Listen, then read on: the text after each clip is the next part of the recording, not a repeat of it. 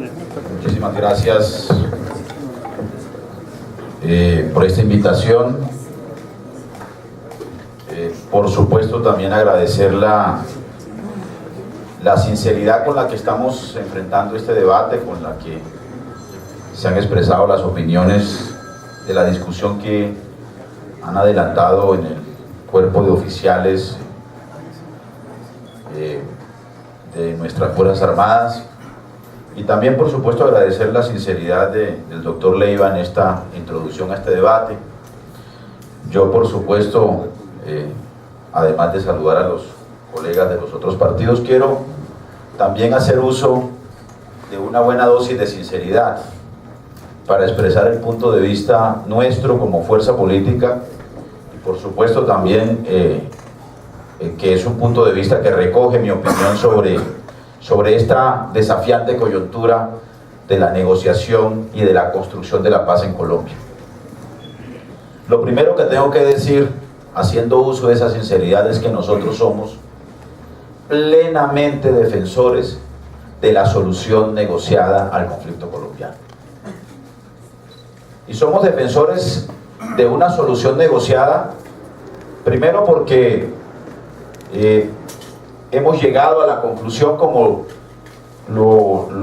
han llegado sectores importantes del país, incluyendo el propio gobierno, y yo creo que también incluyendo a la insurgencia guerrillera aún en armas, de que este conflicto no tiene otra solución distinta al de una negociación. Este es un conflicto de larga duración. Si tomáramos como referente, como lo ha dicho el doctor Leiva, el nacimiento de las FARC y también del ELN en la misma época, estamos hablando de un conflicto de 50 años, un conflicto irregular, un conflicto que tiene como telón de fondo desigualdades sociales, territoriales, ausencias del Estado en la Colombia profunda, un conflicto que le delegó la soberanía del Estado a las Fuerzas Armadas en aquellos territorios en donde los pobladores no conocieron el rostro humano del Estado, un conflicto que se conectó con el narcotráfico, un conflicto que violó la normatividad internacional en términos humanitarios, un conflicto que compromete no solo a los contendientes y a los combatientes, sino también a actores importantes de la sociedad civil, a civiles que no solo participaron como víctimas, en un 70% de ellas, según el informe de la Comisión de Memoria Histórica, un informe conocido el año pasado, creo, sino que también comprometió a civiles en las acciones de guerra. Y un conflicto que después de 8 años de seguridad democrática no encontró su solución por la vía militar. Y por esa razón somos defensores de la solución negociada. Ojalá, por supuesto, una solución que satisfaga a la sociedad colombiana, que sea del tamaño del consenso que logremos construir entre todos en esta sociedad atribulada por la violencia y amenazada por nuevos desafíos en materia de seguridad. Pero además somos defensores de la solución política negociada porque no estamos partiendo de cero. Nuestra fuerza política está integrada por personas que venimos de procesos de negociación de paz. Hace 25 años, el pasado lunes, celebramos el acuerdo de paz del M-19 y junto con el M-19, lo sabrán ustedes, hubo un ciclo de negociaciones de paz relativamente exitoso, yo creo que en gran medida exitoso, que condujo a la desmovilización de buena parte de la entonces coordinadora guerrillera Simón Bolívar. Desafortunadamente no tuvimos ni la audacia ni la voluntad política entre todos, sobre todo en la guerrilla, para haberle puesto punto final a la guerra hace 25 años. ¿Cuántas víctimas, cuánto dolor, cuántos recursos de la sociedad y del Estado colombiano nos hubiésemos ahorrado si junto con el M-19 hubiésemos logrado la paz con las FARC, con el ELN y con la fracción del Ejército Popular de Liberación que se mantuvo en armas? No lo pudimos hacer. Y cuando estábamos instalando, doctor Serpa, usted que fue su copresidente, la asamblea, o mejor, cuando estábamos eligiendo la Asamblea Nacional Constituyente, estaba el Estado colombiano adelantando una ofensiva sobre Casa Verde, y finalmente los diálogos que se hicieron en Caracas y en Tlaxcala no pudieron concluir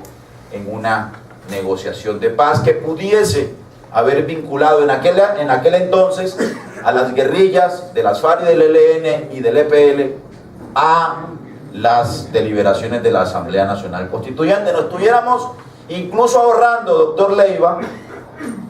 esa constituyente que se está proponiendo ahora. Y hubiésemos convertido la Constitución del 91 en el gran pacto de paz que aún está por hacerse en Colombia. Segundo,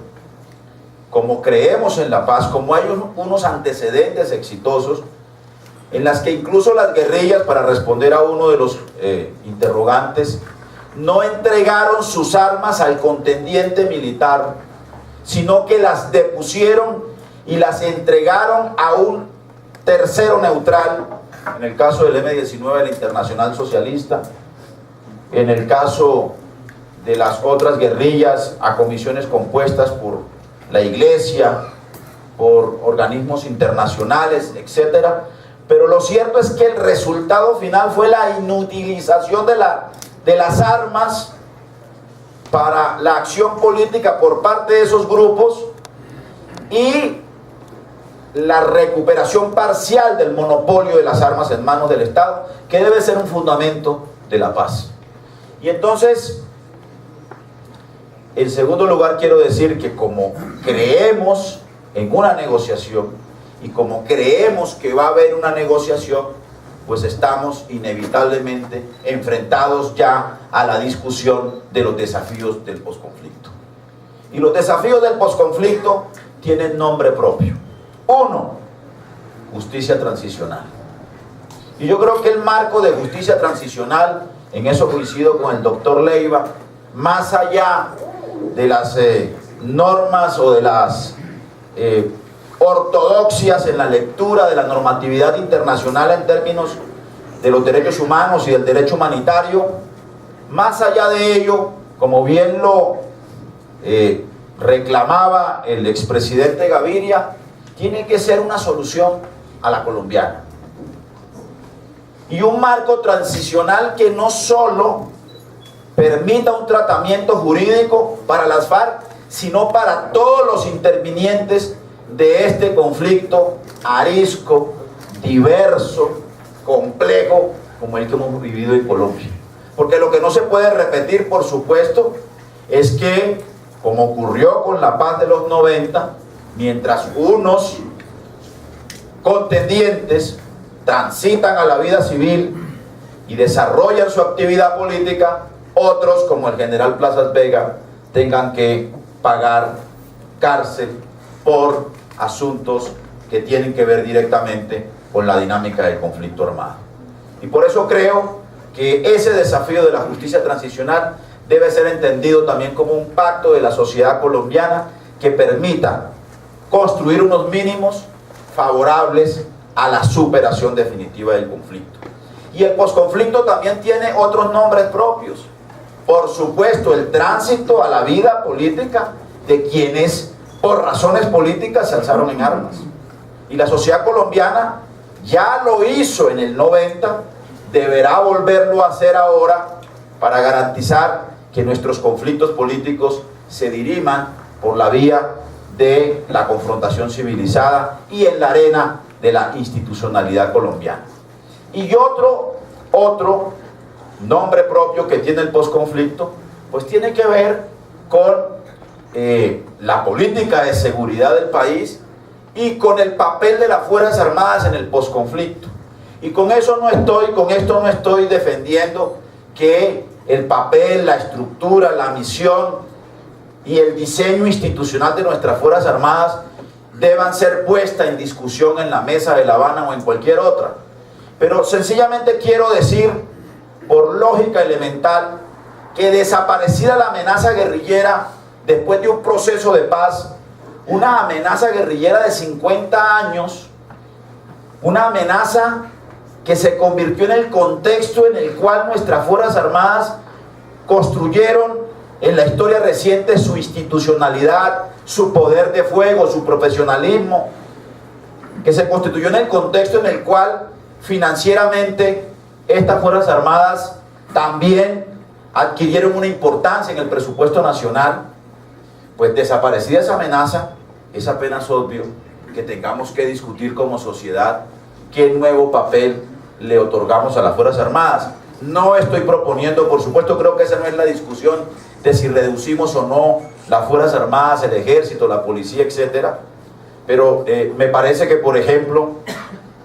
hay que discutir cuál es la misión, el papel que estas Fuerzas Armadas que ustedes han dirigido, de las que ustedes han hecho parte, que además han defendido este territorio, esta nación, este Estado,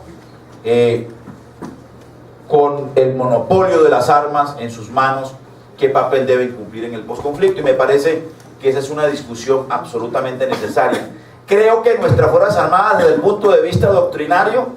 deben ser unas Fuerzas Armadas en función de garantizar el pluralismo y la democracia en Colombia. Que debemos superar la mentalidad de Guerra Fría que aún sigue circulando en círculos, que sigue circulando en sectores del Estado colombiano y del establecimiento político. Y que tenemos que avanzar hacia unas Fuerzas Armadas que garanticen la alternancia política de fuerzas de izquierda y de derecha, de opciones políticas distintas, como ocurren en las sociedades y en las democracias contemporáneas. Que nuestras Fuerzas Armadas sean garantía